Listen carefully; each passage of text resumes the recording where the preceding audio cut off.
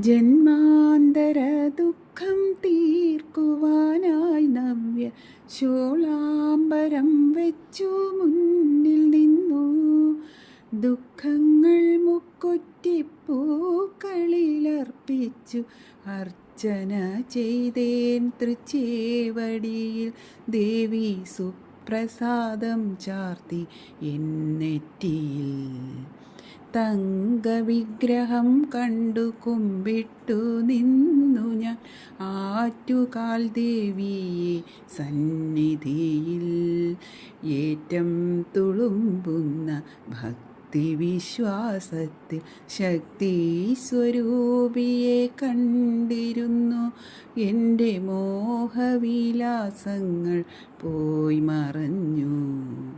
തങ്കവിഗ്രഹം കണ്ടു കുമ്പിട്ടു നിന്നു ഞാൻ